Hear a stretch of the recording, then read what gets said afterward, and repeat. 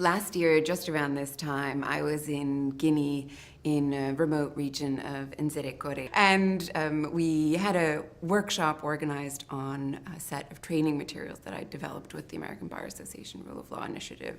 And we dealt with, a range of topics, one of which was operational level grievance mechanisms.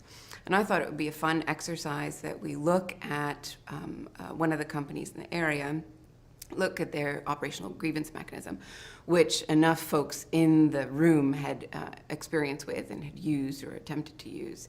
And we would analyze them in light of the effectiveness criteria set out in the UN Guiding Principles on Business and Human Rights.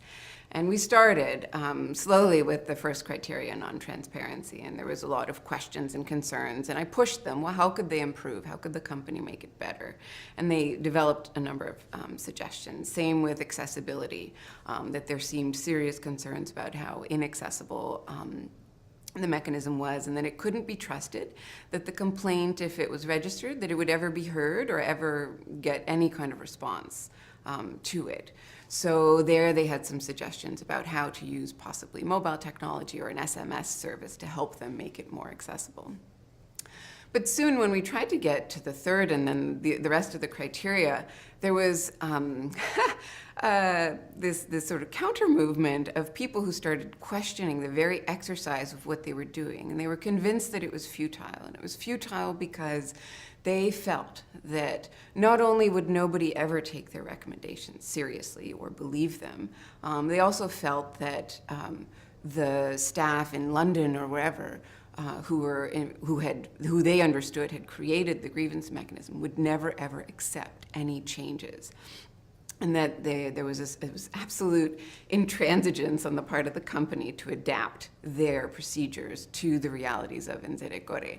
And we couldn't even finish, the rest of the exercise that we had set out because it erupted into this threshold issue of the company will never accept it. This is futile. We're wasting our time. Let's move on to the next exercise. There was too much anger in the room for them to themselves ever present this analysis to the company. So from what I understand, no concrete steps were taken by them. For me, what that really shows as a takeaway is the value of the kinds of discussions that we were having then, and to be able to go back and use not, company staff and facilitators to evaluate the effectiveness of a grievance mechanism, but that you need another credible third party who can help lead those discussions and see where the real sticking points are to improving a company's processes on the ground in a way that responds to the local realities. It could have gone differently with more time and more time both in that workshop on this one issue of 10 that we were covering, and then also just more time in the community to talk to others within the community and get more experiences of other community members who had tried to use the grievance mechanism, and then to get to also go talk to the company and address this threshold issue of what is the community saying here when when you won't change your procedures? Is that really so? And can we have an open commitment to you that you would at least consider recommendations?